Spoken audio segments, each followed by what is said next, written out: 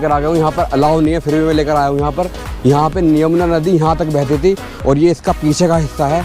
ये देखिए किले के पीछे का हिस्सा वाइट आप देख रहे हैं। यहाँ पर शाहजहाँ बैठा करते थे, बादशाह बैठा करते थे। तो अस्सलाम वालेकुम दोस्तों, कैसे हैं आप लोग? उम्मीद करता हूँ अच्छे होंगे। और मैं लाया हूँ आज आपको घुमाने लाल किला, जो कि बहुत खूबसूरत प्लेस है।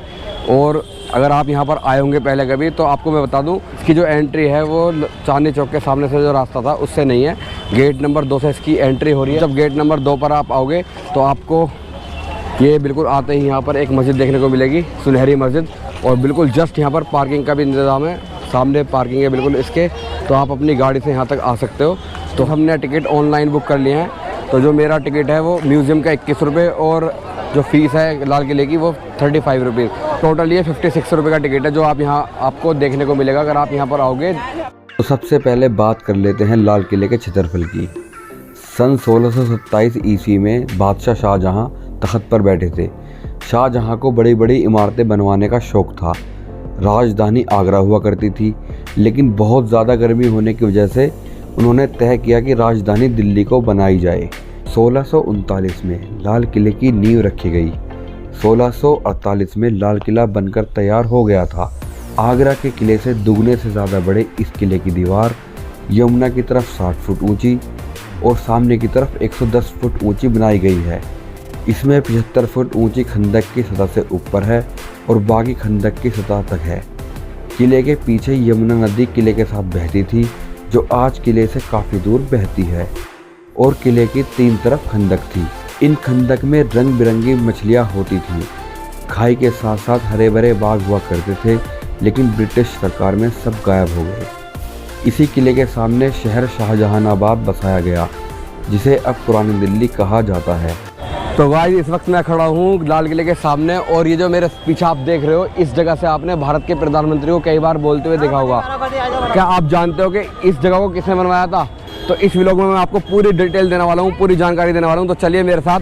दरअसल दोस्तों, लाल किले की प्राचीर का निर्माण औरंगजेब ने कराया था। किले को आड़ देने के लिए औरंगजेब ने ये दीवार बनवाई थी। किले के 5 दरवाजे थे, लेकिन लाहौरी दरवाज़ा मुख्य दरवाज़ा हुआ करता था। किले के साउथ में दिल्ली दरवाज़ा है, जो जामा मस्जिद की तरफ है। बादशाह इसी दरवाजे से नमाज़ पढ़ने जामा मस्जिद जाया करते थे। गाइस ये जो सामने आप गेट देख रहे हैं, ये है लाहौरी गेट। जो मेन एंट्री है लाल किले की वो इसी गेट से होती है। लाहौरी गेट है, ये बिल्कुल चांदनी चौक की मार्केट के सामने पड़ता है। तो चलिए अब हम अंदर से इसमें एंट्री ले लेते हैं और आपको अंदर का पूरा व्यू दिखाते हैं।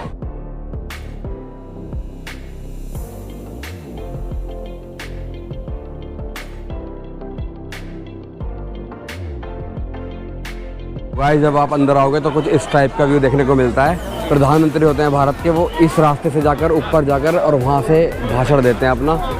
तो अब हमें इस गेट से अंदर जाना है। तो गाइस चलिए अंदर चलते हैं। और ये गेट देखिए कितना ज़बरदस्त ये गेट है, बहुत ही शानदार। गाइस ये देखिए जब हम इसमें अंदर आते हैं तो इसमें आपको एक मार्केट देखने को मिलेगी, जिसका नाम है छत्ता बाज़ार। अब मैं आपको पहले ये बताता हूँ उसका नाम छत्ता बाज़ार क्यों है। ये जो छत्ता बाज़ार इसका नाम है वो इस वजह से रखा है क्योंकि ये छत के नीचे ये बाज़ार लगता है। और ये पेशावर जो है पाकिस्तान में, वहाँ से मॉडल लेकर आए थे शाहजहाँ, और तब ये बाज़ार यहाँ पर लगवाया था, ये दुकानें बनाई थी। तो आज की डेट में तो ये पर्यटकों का आकर्षण बना हुआ है, लेकिन उससे पहले जो यहाँ पर बताया जाता है कि पूरी मार्केट हुआ करती थी ये। और उस ज़माने में यहाँ पर एक बड़ी तादाद में लोग यहाँ पर आकर अपना सामान वगैरह, अपनी ज़रूरत का सामान खरीदते थे। तो गाइस जब आप यहाँ से बाहर निकलोगे तो आपको अंदर एंटर करते ही, मतलब जब आप इस मार्केट से बाहर निकलोगे तो आपको इधर आते ही सामने दिखाई देगा ये 2 मंजिल का नौबत खाना। नौबत खाना मतलब ड्रम हाउस। यहाँ मुख्य अवसर पर नौबत बजा करती थी। नौबत खाने और छत्ते बाज़ार के बीच एक चौक हुआ करता था, जो अब मैदान बन चुका है। चौक के इर्द गिर्द दफ्तर और बैठकें हुआ करती थीं, जो अब धूल में मिल चुकी हैं। नौबत खाने के दरवाजे से आगे किसी को भी अपनी सवारी में बैठकर जाने की इजाज़त नहीं थी, सिवाय शाही ख़ानदान के लोगों को छोड़कर। नौबत खाने में हर रोज़ 5 बार नौबत बजा करती थी। जब कोई ख़ास मेहमान आता तो नौबत बजाकर उसका स्वागत किया जाता था। संडे वाले दिन पूरे दिन नौबत बजा करती थी, और इसके अलावा बादशाह के जन्मदिन पर पूरे दिन नौबत बजा करती थी। तो गाइस नौबत खाने के बाद जब आप बाहर निकलोगे तो सामने आपको दिखाई देगा दीवाने आम। तो चलिए मैं आपको करीब से ले जाकर दिखाता हूँ दीवाने आम। तो गाइस ये है दीवाने आम, यानी कि उस टाइम का पब्लिक कोर्ट। तो जितने भी लोगों की कुछ भी मुकदमे वगैरह होते थे वो यहाँ पर उनकी सुनवाई होती थी। तो चलिए मैं आपको अंदर से ऊपर से ले जाकर दिखाता हूँ इसको। इस दीवाने आम ने वो दौर भी देखा जब बादशाह के पहली बार किले में आने पर जलसा हुआ।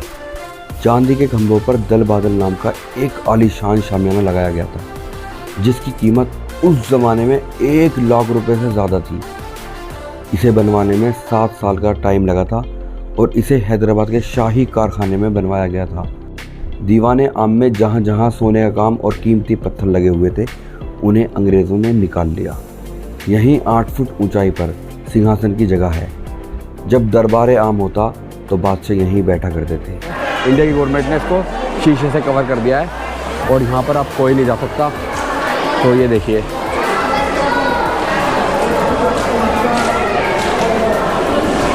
तो मैंने दिखाया अभी आपको दीवाने आम। अब मैं लेकर चलता हूँ आपको रंग महल, जो कि ज़राना महल के नाम से भी जाना जाता है। भाई घूमना आए हो? कहाँ से? मुरादाबाद से आए हो? तो कैसा लग रहा है यहाँ के? बहुत तगड़ा फील हो रहा है, दिल गार्डन हो रहा है। यार अलग टिकट लेना पड़ रहा है बाहर, और बाहर अलग लेना पड़ रहा है यार। अंदर बाहर कैसे मतलब? अच्छा मतलब यार 50 का था यार, 50 का बाहर लिया अंदर। म्यूजियम का झांसा दे दिया था यार, झांसा दे। भाई रंग महल महल का वह हिस्सा है जिसमें शाही परिवार की ख्वातीन आराम कर सकती थी। इसे शाहजहां के शासन के दौरान प्लेस ऑफ डिस्टिंक्शन यानी कि इम्तियाज़ महल के रूप में इस्तेमाल किया जाता था। 1857 में अंग्रेज़ों द्वारा किले पर कब्जा करने के बाद थोड़े समय के लिए रंग महल को मैस हॉल के रूप में इस्तेमाल किया गया। रंग महल के नीचे एक तहखाना है जिसे ख्वातीन गर्मी के दिनों में इस्तेमाल करती थी। तो गाइस मैंने दिखाया आपको रंग महल यानी कि ज़राना महल, और अब मैं आपको लेकर चलता हूँ दीवाने ख़ास। आप इसको आज के ज़माने का पार्लियामेंट भी मान सकते हो। तो ये देखिए,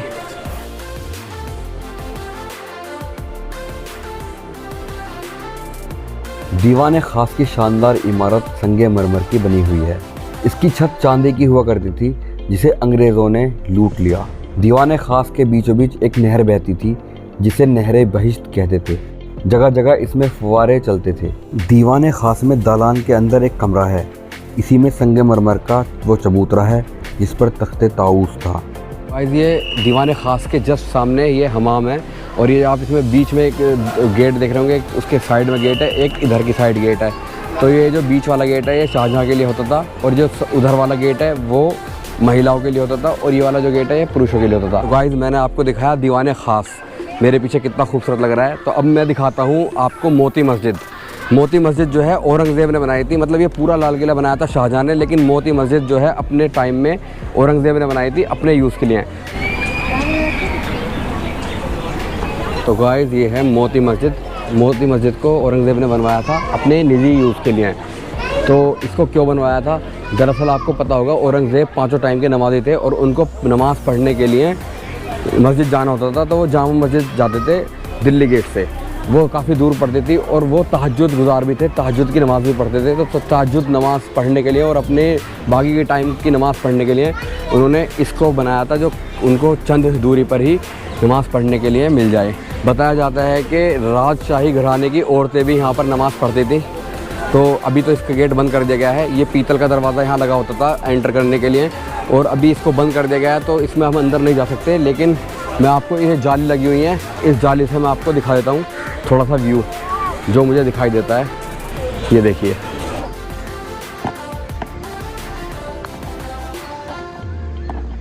तो गाइस ये जो गेट है मोती मस्जिद का ये तांबे का बना हुआ है, इसमें अभी लॉक लगा हुआ है, और ये बहुत ही खूबसूरत मस्जिद है। तो अभी तो फ़िलहाल ये बंद कर दी गई है, लेकिन ये औरंगज़ेब ने अपने यूज़ के लिए बनवाई थी। तो गाइस इसके बाद देखने को मिलेगा हयात गार्डन, हयात बख्श बगीचा। बहुत खूबसूरत ये गार्डन है, और इसी पार्क के पास ये 2 मंडप बनाए हुए हैं। एक ये आप देख सकते हो, और एक वो उधर इतनी दूर है यहाँ से। हिंदू धर्म के कैलेंडर के हिसाब से जो बारिश के महीने के जो महीने होते हैं उसमें सावन और भादों का नाम आपने सुना होगा। बताया जाता है कि यहाँ पर लोग सावन के महीने में और भादों के महीने में आते थे और यहाँ बैठा करते थे। और इसके बीचों बीच एक मंडप बनाया हुआ है जो रेड स्टोन से बनाया हुआ है, और ये दोनों सावन और भादों के मंडप हैं, ये दोनों संगे मरमर से बनाए गए हैं। और ये जो आप देख रहे हो मंडप, ये सावन का मंडप है, और इसके जस्ट सामने ज़फ़र महल बनाया गया है। तो इसको ज़फ़र महल क्यों कहा जाता है वो बताता हूँ। जो दिल्ली के आखिरी बादशाह थे बहादुर शाह ज़फ़र, उनको अंग्रेज़ों ने किडनैप करके इस मंडप में, ये सामने मंडप दिख रहा है, इसमें कैद करके रखा था, मतलब लाल किले के अंदर। तो इसलिए इसको बहादुर शाह ज़फ़र महल कहा जाता है। मैं आपको करीब से इसको दिखाता हूँ और ये दिखाता हूँ कि आज की डेट में कैसा दिखता है। ये देखिए आज की डेट में बहादुर शाह ज़फ़र महल ये टूटा हुआ है और ये बहुत ही अजीब दिखता है आज की डेट में, टूटा हुआ। और ये हयात बख्श गार्डन के बीचों बीच स्थित है। तो ये ज़फ़र शाह महल, उसके पीछे सावन महल जहाँ से मैं आपको दिखा कर आया, और अब मैं आ गया हूँ बहादुर महल। तो ये बहादुर महल भी सावन महल जैसा ही है, संगमरमर का बना हुआ। तो ये है पूरा लाल किले का एरिया जहाँ मैं आपको लाया हूँ। और ये जो है ये है सलीमगढ़ का एरिया, सलीमगढ़ किले का एरिया। सलीमगढ़ का किला जो है वो इस साइड है, जहाँ पर बहुत कम लोग, ना के बराबर लोग घूमने जाते हैं, क्योंकि ये शाह बुर्ज है। शाह बुर्ज के पीछे यमुना नदी बहती थी। बताया जाता है कि घोड़ों की हेल्प से यमुना नदी से पानी उठवाकर शाह बुर्ज पर डाला जाता था। वो पानी शाह बुर्ज से सीधा नहरे बहिश्त में चला जाता था। नहरे बहिश्त पूरे किले में फैली हुई है, जिसके ज़रिए से किले को ठंडा रखा जाता था। तो ये देखिए ऊपर से पानी गिरते था और इस नहर के ज़रिए और आगे तक जाता था। तो गाइस ये है हीरा महल। हीरा महल का जो इस्तेमाल था वो करते थे बादशाह शाहजहां और उनकी बेगम मुमताज़ महल। आप जो फ़र्श देख रहे हो यहाँ पर पानी आ जाता था, मैंने आपको बताया उधर से कि उधर पानी डाला जाता था और पानी को यहाँ तक पहुँचाया जाता था इन नालियों के, इन नहरों के थ्रू, और यहाँ पानी आ जाता था। और यहाँ पर रोज़ाना शाम को बादशाह शाहजहां और उनकी बेगम मुमताज़ महल यहाँ बैठा करते थे। और इसके पीछे होती थी यमुना नदी। मैं आपको ऊपर लेकर आ गया हूँ, यहाँ पर अलाउ नहीं है, फिर भी मैं लेकर आया हूँ यहाँ पर। यहाँ पर यमुना नदी यहाँ तक बहती थी और ये इसका पीछे का हिस्सा है, ये देखिए। तो गाइस अब हम आपको लेकर चल रहे हैं म्यूज़ियम की तरफ, और उससे पहले मैं आपको दिखाता हूँ ये बना हुआ है रेस्टोरेंट वगैरह। आप यहाँ पर आकर फूड वगैरह एंजॉय कर सकते हैं। हालांकि ये एकमात्र पहला किला है जहाँ पर फूड वगैरह की व्यवस्था अंदर ही दी गई है। तो देखिए कितना शानदार ये बाहर से लग रहा है, ज़बरदस्त। ये लाया हूँ मैं म्यूज़ियम के अंदर आपको, और मैं आपको दिखाता हूँ म्यूज़ियम में। ये देखिए ये तोप रखी हुई है। जब यहाँ पर आप आओगे तो देखिए जितने भी इंडिया में रियासतें हुई हैं, हैदराबाद रियासत, अलवर रियासत, उसके बारे में यहाँ बताया गया है इस म्यूज़ियम में। तो आपको भारत माता देखने को मिलेंगी। तो देखिए ये हैं तलवारें जो उस ज़माने में यूज़ होती थी। ये तलवार देखिए आप, नाना साहेब पेशवा की तलवार। ये तीर देखिए, तीर वगैरह जो उस टाइम पर यूज़ होते थे, मैं आपको दिखा रहा हूँ। और ये बहादुर शाह ज़फ़र का पाउडर हुर्रन 1857 के न्यूज़पेपर देखिए, यहाँ आज भी सेफ हैं। और ये देखिए उस टाइम की पिस्तौल वगैरह यहाँ रखी हुई है, चाकू वगैरह रखा हुआ है यहाँ पर। और ये राइफ़ल देखिए, कुल्हाड़ी वगैरह, राइफ़ल वगैरह यहाँ रखी हुई है। मैं आपको दिखाना लाया हूँ अब मुमताज़ महल, जो कि छोटे रंग महल के नाम से भी जाना जाता है। इसका जो निर्माण था वो शाहजहाँ की प्रिय बेगम मुमताज़ महल के नाम पर किया गया था, और अपने गौरव काल में यह शाही हरम का हिस्सा था। तो ये मैं अंदर से आपको दिखाता हूँ। लेकिन आपको मैं एक बात बता दूँ, पहले जो ये इस टाइप का नहीं होता था, इस पर अब इन्होंने, यहाँ की जो इंडियन गवर्नमेंट है, इन्होंने इसको वाइट कलर यहाँ पर कर दिया है इसमें। लेकिन ये पहले वाइट नहीं होता था। बस मैंने आपको पूरा किला दिखा दिया है, पूरा किला। इसमें एक चीज़ रह गई है, एक तो सलीमगढ़ का किला और एक बावली, वो मैं आपको दूसरे पार्ट में दिखाऊंगा इसके। आप यहाँ बहुत बार आए होंगे लेकिन आपको सलीमगढ़ के बारे में नॉलेज नहीं होगी, तो मैं उसको अगले पार्ट में कवर करूँगा। तो गाइस आपको हमने दिखाया लाल किला, उम्मीद करता है अच्छा लगा होगा। लेकिन मैं आपको उससे पहले एक बात बता दूँ, जहाँ से हमने एंट्री की थी वो थी गेट नंबर 2। पहले एंट्री यहाँ से होती थी, ये चांदनी चौक की मार्केट के सामने से, और अब यहाँ से एंट्री कर दी है बंद, यहाँ से सिर्फ एग्ज़िट है। और एंट्री इधर से हम आए थे तो उधर से ही हमने आपको दिखाया था। तो एंट्री गेट नंबर 2 से होती है। अब पार्किंग का सुविधा भी वहीं से ही है, तो आप पार्किंग में अपनी गाड़ी वगैरह भी वहीं खड़ी कर सकते हो। आपको यहाँ लाने की भी ज़रूरत नहीं है कि आपको कोई प्रॉब्लम होगी।